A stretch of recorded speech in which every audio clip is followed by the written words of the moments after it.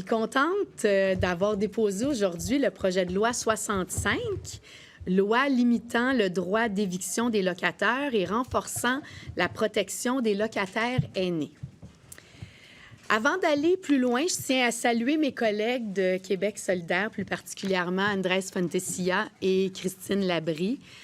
On partage l'objectif de protéger les personnes les plus vulnérables des impacts de la crise et on a eu une très bonne collaboration dans ce dossier jusqu'à présent.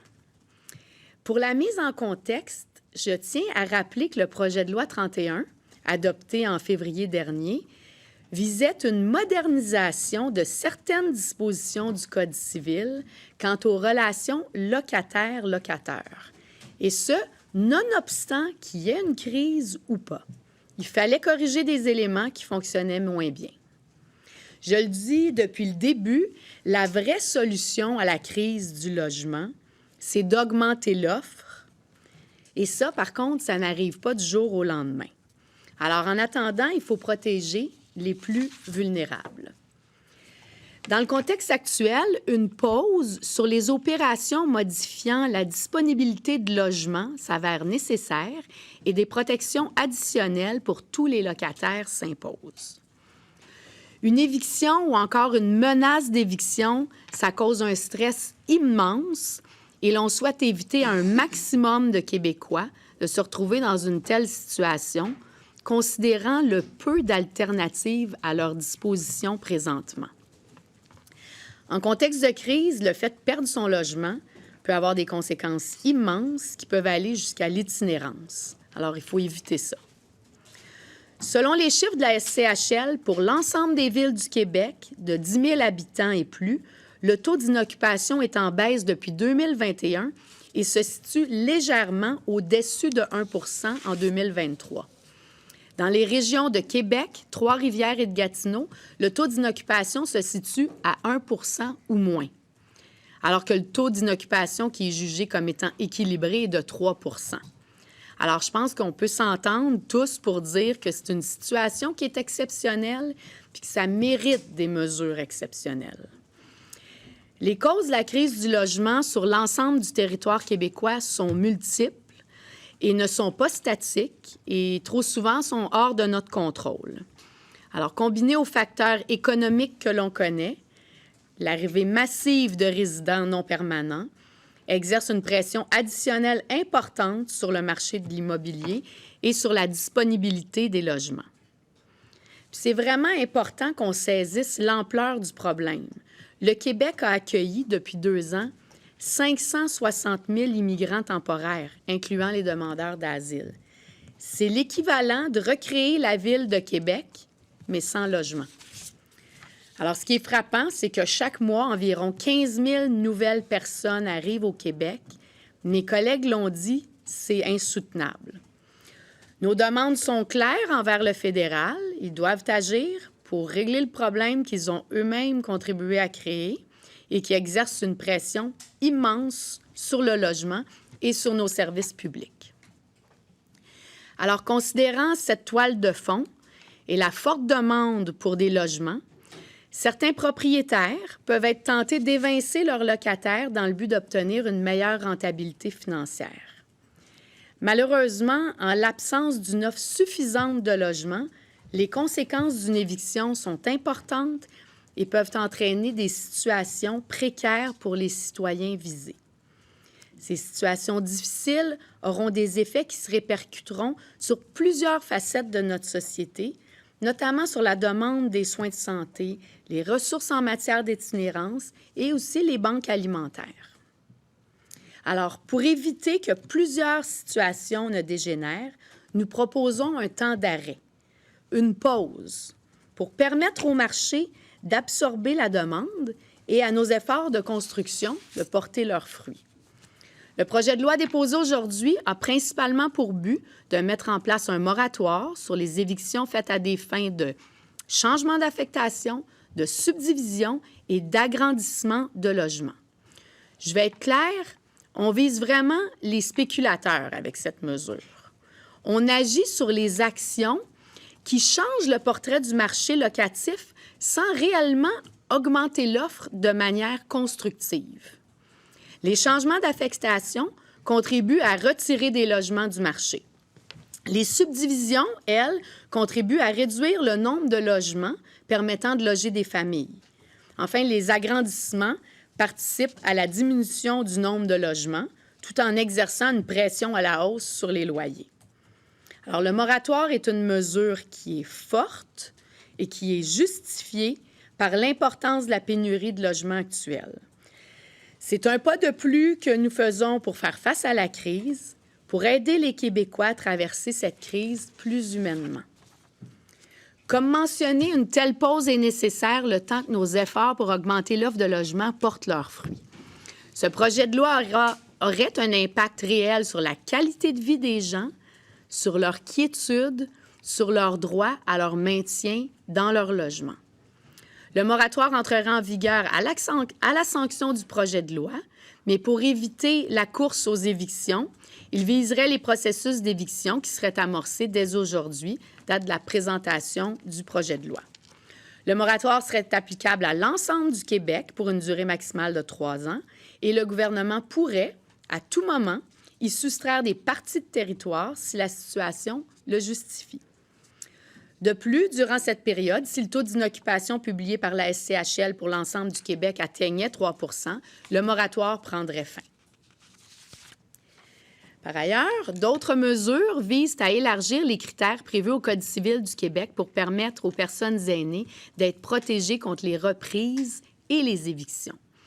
Vous le savez, les personnes aînées ont des revenus souvent plus faibles que d'autres locataires et comme elles sont généralement à la retraite, leur capacité à augmenter leurs revenus pour se reloger est limitée.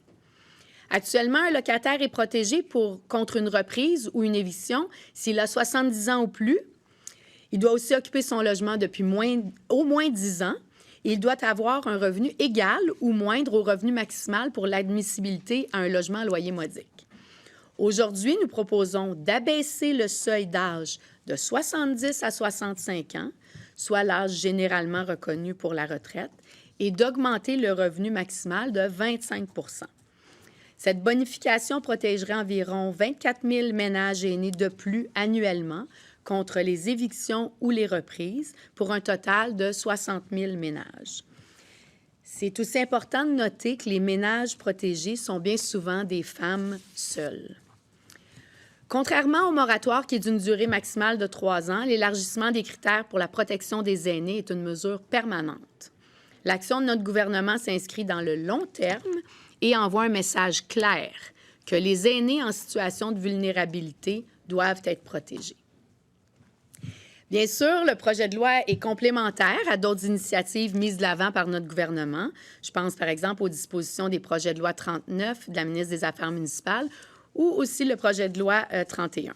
Je tiens d'ailleurs à souligner que le projet de loi 31 contenait des mesures spécifiques visant à mieux protéger les locataires contre les évictions et les expulsions abusives.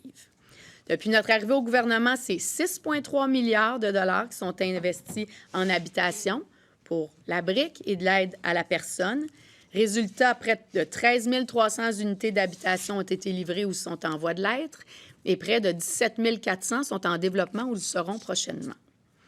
Nous avons tous notre part à faire. Chaque geste compte, individuellement et collectivement, au niveau municipal, provincial ou fédéral. Dans le contexte actuel, nous devons faire preuve de créativité, être proactifs, travailler en synergie et surtout nous adapter lorsque la situation l'exige, et c'est ce que l'on fait aujourd'hui. Ensemble, nous déployons diverses mesures visant à augmenter l'offre de logements. Cependant, il faudra du temps pour en ressentir pleinement les bénéfices. C'est pour cette raison qu'il est nécessaire de mettre de l'avant des mesures exceptionnelles pour collectivement traverser cette crise humainement en assurant la protection des locataires les plus vulnérables. Merci. Oui, alors les questions. Claudie Gagnon. Claudie Gagnon. Côté, excusez. C'est pas grave. Comme tu me remplaces, ça va. Claudie Côté, TVA Nouvelle. Bonjour, Madame la ministre. J'aimerais savoir, qu'est-ce qui fait que vous avez soudainement vu la lumière et décidé d'aller dans ce sens alors que vous avez adopté une loi il y a quelques mois à peine, au mois de février, puis que cette situation-là, sur la crise du logement, était déjà connue? Oui. Je vais le répéter, la loi 31 visait la modernisation de mesures du Code civil qui étaient d'application générale, qu'il y ait une crise du logement ou pas.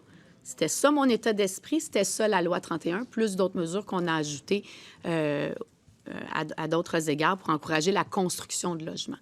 Maintenant, on a des données qui sont claires, la situation, les taux d'inoccupation sont très faibles et bien que les locataires soient mieux protégés depuis la loi 31, bien, il n'y a pas de logement où aller. Alors là, la mesure, elle vient mettre une pause, un temps d'arrêt, le temps que les logements se construisent et qu'un locataire qui doit se reloger ait des options. Bon, il y a un moratoire qui est prévu, là. Bon, la loi pourrait être adoptée d'ici la fin de la session. Sinon, bon, ça pourrait aller à la prochaine session parlementaire. Qu'est-ce qui garantit aux locataires qu'il n'y aura pas une espèce de vente de feu, là, puis que les propriétaires qui avaient des projets d'évincer vont pas se mettre à envoyer des lettres tout de suite puis à accélérer le processus pour justement éviter d'être soumis à votre... Bien, il y a des règles transitoires qui sont prévues là, pour adresser les cas dont vous parlez, mais c'est important que cette période-là elle soit la plus courte possible, qu'on adopte le projet de loi le plus rapidement possible. Et je pense que Québec solidaire est tout à fait dans cet état d'esprit-là. Donc, on espère que les deux autres oppositions vont collaborer à cet égard-là. Oui, Marc-André Gagnon. Bonjour, Madame la ministre. Je reviens sur la première question de ma collègue quand même. Lorsque vous avez étudié, élaboré tout ça, puis adopté éventuellement le projet de loi 31, parce que là, vous dites maintenant, on a des données qui sont claires, mais sauf erreur, ces données-là sur les taux d'inoccupation, vous les aviez là, quand même au mois de février. Qu'est-ce qui vous empêchait d'aller plus loin, d'aller là jusqu'où vous allez aujourd'hui? Bien, moi, j'ai toujours dit, là, depuis mes premières interventions en Chambre, si vous retournez il y a 1 an et quelques, là, j'ai toujours dit qu'il fallait protéger les locataires vulnérables. C'est ce qu'on a fait dans la loi 31 et dans un contexte qui sera permanent et qui est applicable, qu'il y ait une crise ou pas. Maintenant, l'arrivée massive de résidents non permanents, je pense que ça change beaucoup l'équation, d'une part. Les conditions que vous décrivez prévalaient déjà lorsque vous avez adopté le projet de loi 31. Donc, qu'est-ce qui vous empêchait de le faire? Les chiffres de l'INSQ, là, ils ont été connus il y a quelques semaines. Moi, j'ai continué d'écouter les gens, de me questionner sur quelle était la meilleure mesure à mettre en place pour maintenir un équilibre malgré tout dans tout ça, mais pour protéger ceux qui en avaient besoin. Alors, ma réflexion a évolué, les données ont évolué, puis aujourd'hui, bien, je pense qu'on propose quelque chose qui va venir aider de manière concrète les gens qui en ont besoin. Répondez quoi au Parti québécois qui dit que c'est une entreprise de relations publiques pour réhabiliter votre image qui a été ternie dans les derniers mois? Oui. Écoutez, moi, ça fait des semaines, sinon des mois, que je réfléchis à la meilleure façon d'intervenir, la meilleure politique publique dans les circonstances pour maintenir un équilibre puis aider les gens vulnérables. Puis vous me parlez de mon image publique. Sincèrement, c'est mal me connaître. Moi, je suis venue en politique pour améliorer les choses, puis c'est ce que je vais continuer de faire à chaque jour. Oui, Fanny Lévesque. Lévesque, la presse, mais donc vous parlez que cette mesure-là, finalement, est en préparation depuis des mois. J'essaie de comprendre à quel moment, pour vous, c'est devenu clair que le projet de loi 31 avait certaines limites et que vous deviez aller plus loin. C'est arrivé quand, ça, au printemps? Bien, c'est arrivé dans les dernières semaines, les derniers mois. J'ai toujours dit que je resterais à l'écoute. Encore là, c'est pas simple hein, de trouver la bonne politique publique, intervenir comme on le fait là dans le marché, suspendre l'application de mesures du Code civil. On me dit que c'est très audacieux, c'est très exceptionnel. Alors, ça se fait pas du jour au lendemain. Il a fallu d'une part, que moi, j'y réfléchisse, puis que j'arrive aussi avec une présentation des faits à tout le monde qui est impliqué dans ce processus décisionnel-là, qui soit suffisamment convaincant. Puis je pense qu'aujourd'hui, on a amené tout le monde à la bonne place, puis qu'on est dans un contexte où on a une mesure qui est équilibrée. Puis on est, comme vous voyez, on n'est pas dogmatique, on évolue dans l'approche. Puis là, je pense qu'on est à la bonne place. Quand vous avez procédé à l'adoption du projet de loi 31, est-ce que vous aviez déjà cette préoccupation-là de dire, pour les évictions, il va falloir aller un petit peu plus loin? Est-ce que cette notion-là, vous l'aviez déjà en tête? C'est un autre contexte, là. La loi 31 ou le projet de loi 31, comme j'ai dit, c'est une modernisation de clauses dans le Code civil qui devait être mise à jour parce qu'elle fonctionnait, de notre point de vue, elle fonctionnait plus bien. Alors, on était dans cette étape d'esprit-là au niveau des évictions, au niveau... Donc, ça a été corrigé. Maintenant, on a passé cette étape-là en février. Puis, on a continué de se questionner. C'est pas statique, là, la crise du logement. C'est multifactoriel. Il y a plusieurs éléments. Je continue de rester à l'affût de ce qui se passe. Puis, on a eu des données importantes en matière d'immigration qui exacerbent la situation dans plusieurs villes, qui ramènent les taux d'inoccupation à des niveaux qu'on n'a jamais connus. Donc, je pense que c'est tout ça ensemble qui a fait évoluer la réflexion puis qui m'a fait travailler pour convaincre tout le monde autour de moi qu'il fallait aller avec une mesure comme celle qu'on présente aujourd'hui. Oui, Simon Carmichael, Le Soleil. Oui, bonjour, Mme Duranceau. Simon Carmichael, Le Soleil. Je me rappelle que pendant l'étude du projet de loi 31, vous avez fustigé l'opposition que vous accusez un peu de retarder le processus là, en disant c'est les locataires qui vont payer, ils vont perdre des droits si c'est pas adopté rapidement, etc., etc. Là, vous nous présentez un moratoire à un petit peu plus d'un mois du 1er juillet, quand on sait très bien qu'il ne rentrera pas en vigueur pour les évictions qui prennent place le 1er juillet. Là. Hier, vous nous parliez de mesures à effet immédiat. Est-ce qu'on n'a pas un peu raté la fenêtre d'opportunité pour la saison des déménagements en 2024? Écoutez, on agit. Il y avait des données, il y avait des analyses à faire, il y avait une réflexion à avoir pour trouver la meilleure politique publique dans les circonstances. Puis, ça n'a pas été fait à la légère. Comme je vous dis, c'est une mesure qui est exceptionnelle de suspendre l'application d'articles du Code civil. Alors, on a fait nos devoirs comme il faut, puis là, on est là avec cette mesure, ce moratoire-là qui demande une pause, un temps d'arrêt sur le marché. Puis je pense que ça va avoir un effet réel sur les locataires. Vous savez que le projet 31, que la loi 31, c'était vraiment plus des changements que vous dites qui étaient plus structurels, des trucs qu'on voulait corriger. Dès que vous êtes arrivé en poste, vous avez reconnu la crise du logement. Il n'aurait pas été opportun un peu d'échanger ces deux projets de loi-là, de régler la crise, puis par la suite s'attaquer aux enjeux structurels? Bien, ça ne réglera pas la crise, là. C'est une multitude de mesures. La vraie solution à la crise du logement, c'est d'augmenter l'offre. Puis la construction, là, ça prend 30, 24, 36 mois avant que ça sorte de terre. Alors, pour moi, c'est important de rapidement se donner les bases pour construire plus vite. Parce que c'est ça, ultimement, qui va aider les gens. C'est pas d'intervenir dans le marché puis de mettre des plasters sur le bobo. C'est de construire plus rapidement. Donc, toutes les mesures dans la loi 31 sont principalement dirigées vers ça. Oui. Et là, on vient agir spécifiquement avec une mesure ciblée dans le contexte de la crise du logement pour, comme je le dis, qu'on passe à travers de manière plus humaine puis qu'il n'y ait pas des drames pour différentes familles, différentes personnes, parce qu'il y a des objectifs purement spéculatifs qui prédominent. On va voir le 1er juillet prochain. C'est juste que là, le 1er juillet 2025, c'est là qu'on va voir les effets de ce projet. Il peut y avoir des avis d'éviction qui sont transmis à tout moment, là. Alors, on vient mettre, justement, comme vous le mentionnez, un couvercle sur la marmite pour envoyer un message qui est clair, que là, on ne touche plus au marché, là. On prend un temps d'arrêt, on laisse les constructions porter leurs fruits puis avoir un impact réel sur le marché. Oui, Sébastien Desrosiers, Radio-Canada. Bonjour. Je vais revenir moi aussi à l'étude détaillée du 31 parce que les élus, Joël Arsenault du Parti québécois puis M. Fontessia de Québec solidaire, vous avez plaidé à ce moment-là pour un élargissement de la loi Françoise David, ce à quoi vous aviez répondu que les locataires étaient déjà protégés par les mesures qui étaient contenues dans le projet de loi.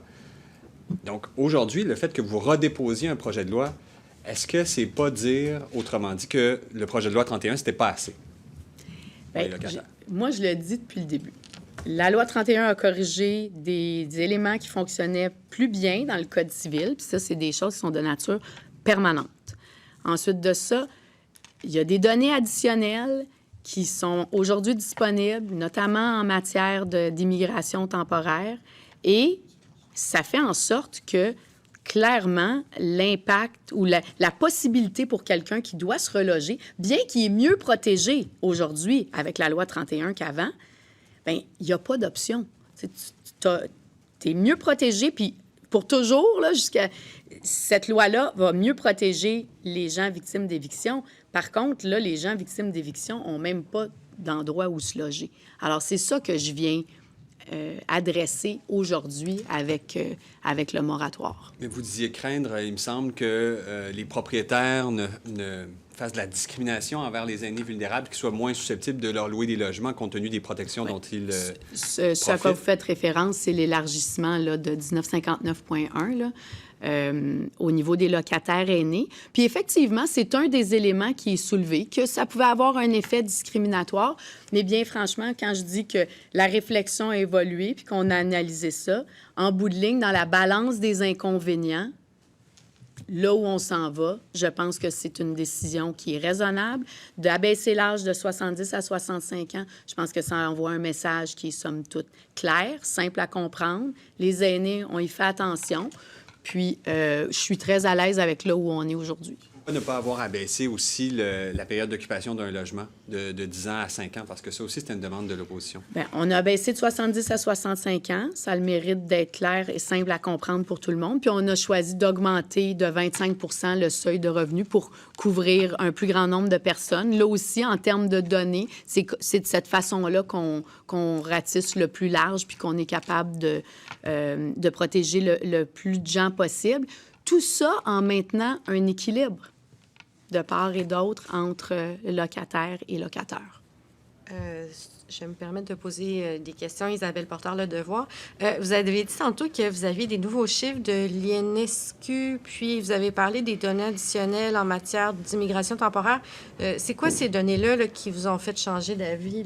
Pouvez-vous être plus précise? Bien, on a parlé de l'arrivée de 175 000, juste en 2023, l'arrivée ou sur 2 ans, là, 560 000 immigrants non permanents, que ça correspond à recréer une ville de Québec sans logement. Si vous surveillez les données là, depuis quelques semaines, c'est rapporté constamment là, au quotidien que l'immigration a un effet important sur l'ensemble des services publics. Puis évidemment, ça a un effet sur l'habitation. Alors, je pense que ça a contribué à la réflexion puis à dire, OK, on a mieux protégé les locataires avec la loi 31, mais il n'y a clairement pas d'option s'ils doivent se reloger. Alors, pour moi, quand je mets tout ça ensemble, je dis, OK, bien là, dans le contexte actuel, il y a trop de drames humains qui se produisent. Il faut aller plus loin. Puis, sinon, dans le projet de loi, vous vous donnez la possibilité de suspendre le moratoire dans certains endroits. Dans quelles circonstances pourriez-vous faire ça? Bien, pour nous, c'était important aussi d'avoir une mesure qui peut être adaptée selon les régions. Parce qu'on le voit, je pense que c'était dans la presse, même tantôt, où les régions ont subi beaucoup ou ont accueilli énormément d'immigration, mais la réalité n'est pas la même à Montréal qu'en Gaspésie. Alors, s'il y a lieu, s'il y a des représentations qui sont faites par une ville, une MRC, une région, on pourra adapter ou lever le moratoire pour cette région-là. Pour le moment, je pense qu'il faut lui donner le temps de vivre, de voir les effets, puis de s'assurer que les gens sont protégés dans le contexte. Je prendrai les questions en anglais. Thomas Laverge, La Presse canadienne. Désolé. J'aimerais revenir sur la question de mon collègue au sujet de l'élargissement de la loi Françoise David, là, parce que c'est ça, vous aviez dit donc que ça pouvait provoquer des effets pervers. Là, vous dites, balance des avantages et... Fait que vous admettez encore les effets pervers potentiels au niveau de la discrimination des aînés Mais vous dites que c'est nécessaire dans le contexte actuel, c'est bien ce qu'on comprend? C'est une possibilité, mais on peut le voir de deux façons. Avoir un locataire aîné qui est tranquille, qui ne fera pas de bruit, qui est là pour longtemps, c'est pas négatif pour tous les propriétaires. Alors, je pense qu'effectivement, certains propriétaires peuvent dire, bon, mais là, c'est plus compliqué, je ne veux pas être lié à quelqu'un aussi longtemps. Alors, peut-être pour certains, c'est négatif, pour d'autres, ce sera positif.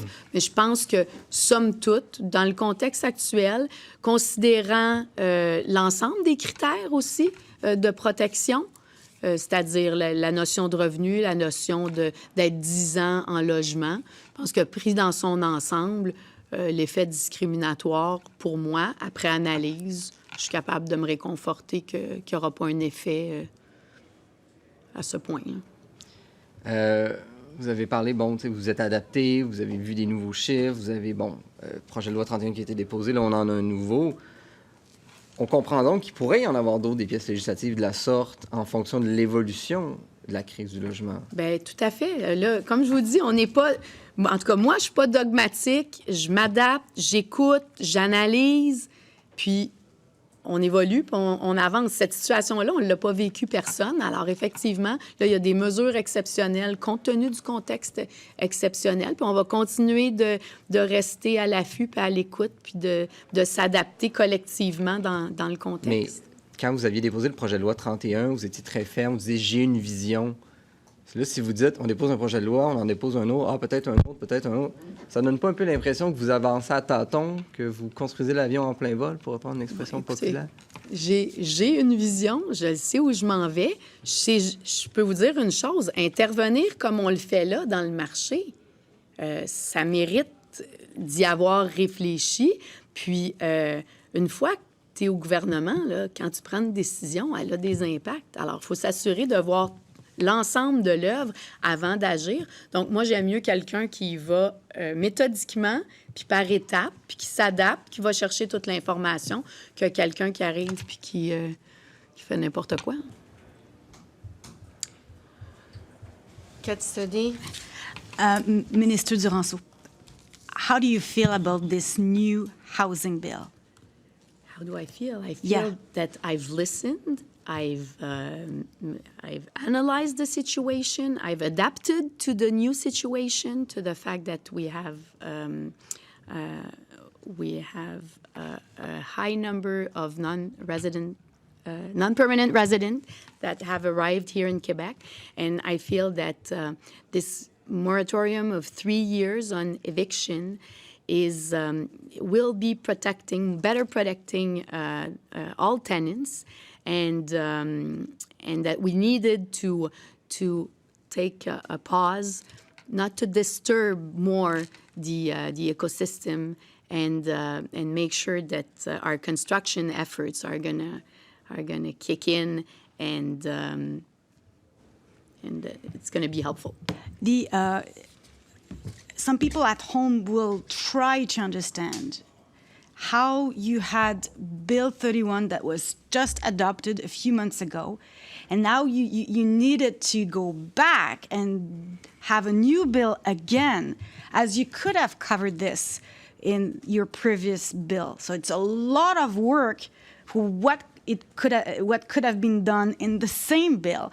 So what do you say to people at home that are just saying, why are we doubling the efforts? Well, not doubling the efforts. The moratorium is a distinct legislative piece, so it wasn't in Bill 31. Bill 31 was contained measures that needed to be addressed, and we needed to modernize some dispositions of the civil code because they were outdated, not functioning as they should have been, and that's what we did, and that was necessary in the context of a housing crisis or not. Now what we're doing is really addressing the very tight housing market. And a moratorium is something that is very unusual, but I feel that it's important right now because the situation is too tight because of the number of non-resident permanent that has arrived in Quebec. It puts a lot of pressure on the inoccupation rate, and tenants that have to move don't have any options. But you told me many times that in Bill 31 you had measures to protect tenants from evictions, and that was enough at the time. That's just a few months ago. It was just a few months ago, and I reiterate that what we did on evictions in the Bill 31 was necessary, and is necessary that if there is a crisis or if there is no crisis. What we're doing now is that we've strengthened the protection for elderly tenants. And after more analysis, after listening to everybody I needed to listen to, well, I'm there today. So, and I've been able to convince everybody I needed to convince to follow me in this modification where we're reducing the age from 70 to 65 and increasing the eligible income by 25% to be protected. And what made change your mind regarding seniors? Because when Quebec Solidaire's bill came back for debate this spring, you said, I don't think it's a good idea because it will it may just get owners discriminate seniors. So how come now you come back and you say, no, let's protect seniors, more seniors? You know, it was one of the critique that was made against strengthening the rules regarding elderly tenants. But I've pushed the analysis, I've listened, and today I'm there, and I think it's the right decision. There are some pros and cons, but in the end, I think that the pros are more important than the cons, and that it sends a simple message and the right message that we need to protect the elderly and vulnerable elderly tenants. And that's the message I want to send today. OK. Franca Mignacca de Global. Merci.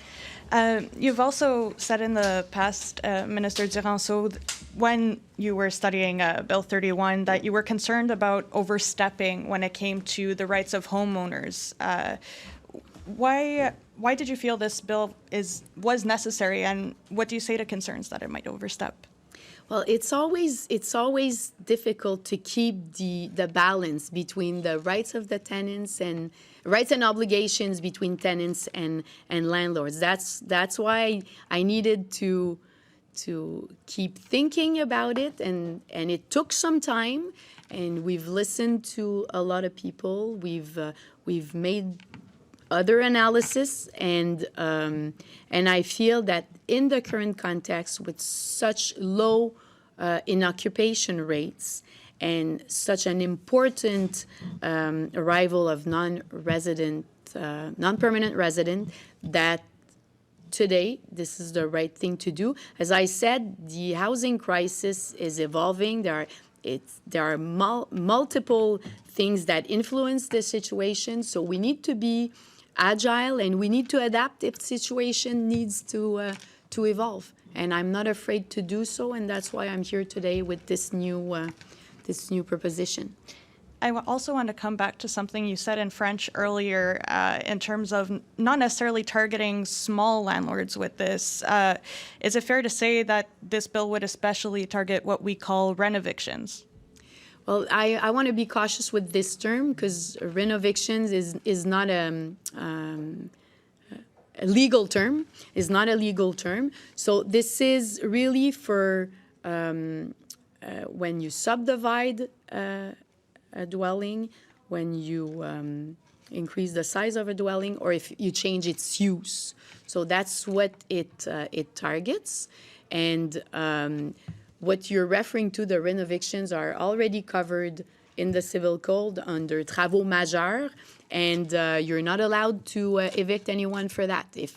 If you need to do work in an apartment, you have to take care of the tenant, and the tenant can go back to the apartment. So I'm not acting on that because it's already covered. But the idea, if I understand correctly, is still to target more the bigger developers, those... I don't want to refer to the size of the developer or of the owner. It's more It's more landlords that only have a speculative vision of their ownership right now. So I'm telling them, you know what? You'll be able to do that in 3 years from now, but right now we're taking a pause. Let us build more, and then the tenant you would like to evict, well, may have more options to move somewhere else in 3 years from now. So that's really the idea. OK, c'est beau. Oui, pardon. One more in English. Matt Grillo with CTV. What's the ideal vacancy rate in your mind for Quebec? What number do you want to see? Well, the known or generally known inoccupation rate that we look at to say that we have a balanced market is 3%. And I think it's CMHC that came up with that, or it's the generally accepted rate. Is there a change of attitude towards tenants? I mean, we saw a whole bunch of controversy, especially when you tabled Bill 31. Has there been a change of attitude towards renters in Quebec? No, really. You have to know me. I believe when I do something, it's because I believe it's the right thing to do. And Bill 31 included modification to the civil code that needed to be done to modernize the relationship between tenants and landlords. Some aspects weren't working as they were supposed to work, and tenants needed to be protected better. That's what we did with Bill 31. So I acted there, and now the situation commands new measures because it's very complicated for a lot of tenants that have to relocate, and I feel that that is the right thing to do. And I'm here to do the right thing and to find the right policy, public policy, that will maintain the balance between tenants we need to protect and people who own real estate. And so it's a difficult balance, but that's where I am. Si jamais le 3 % n'est pas atteint dans les 3 ans espérés, par exemple que dans 3 ans, on est encore à 2 %, est-ce que vous pourriez à ce moment-là prolonger le moratoire? Bien, comme je l'ai dit, un moratoire, c'est une mesure vraiment exceptionnelle là, d'aller là, de suspendre l'application du Code civil. Alors, ce qu'on se dit, c'est dans 3 ans, permettons à l'Assemblée nationale de revoir la situation, puis de se re-questionner sur la pertinence du moratoire, parce qu'on vient quand même suspendre des droits, là. Alors, dans 3 ans, on verra la situation, l'effet de la construction, puis on verra si on a toujours besoin de ça. Autrement dit, vous êtes convaincu quand même que tous les efforts que vous déployez là, dans le 31 puis là-dedans, vous êtes convaincu que ça va porter fruit, pour que ça va vous mener aux 3 % souhaités? Bien, écoutez, je ne dis pas que ça nous amène aux 3 %. Ce que je dis, c'est qu'on met de l'avant un paquet de mesures structurelles, que ce soit au niveau des affaires municipales, en habitation, au niveau du travail, au niveau de l'emploi, pour avoir plus de travailleurs de la construction, être plus agile du côté de l'industrie de la construction. Le cumul de ces mesures-là va avoir un effet, c'est sûr. Bon, maintenant, est-ce qu'il faut aussi que le nombre de résidents non permanents réduise? Il y a plusieurs effets sur le taux d'inoccupation, là. Donc, il faut augmenter l'offre, ça, c'est certain. Mais après ça, il faut que la demande, elle aussi, on la calme un peu. Puis la demande, actuellement, elle nous vient de l'immigration non permanente. Alors, il faut agir là-dessus. Une petite dernière de Simon, je pense. Au terme de ces 3 ans-là, est-ce qu'il y a des mesures pour éviter que, au moment où le moratoire est levé, il y ait une avalanche d'avis d'éviction Puis est-ce que, selon vous, il devrait y avoir des mesures pour éviter que tout ce qui est un peu retenu durant le moratoire soit déversé à la saison de le moratoire aura une durée de 3 ans. On va aussi s'assurer de bien communiquer. Il y a un grand enjeu de connaissance des droits et obligations de part et d'autre, du côté locataire puis locataire. Donc, ça fait partie aussi de l'exercice qu'on va faire, de bien communiquer à tout le monde leurs droits et leurs obligations. Et puis, à travers ça, bien, les gens aussi vont avoir une meilleure prévisibilité de ce qui peut s'en venir. Puis, je pense que l'aspect prévisibilité est important. Si quelqu'un a une intention d'évincer, bien, plus tôt les gens peuvent être mis au courant, plus rapidement les gens peuvent se retourner de bord, puis réagir. Là, pour le moment, on prend une pause, puis on laisse les mesures proposées faire leur œuvre. Merci. Merci C'est beaucoup. bon?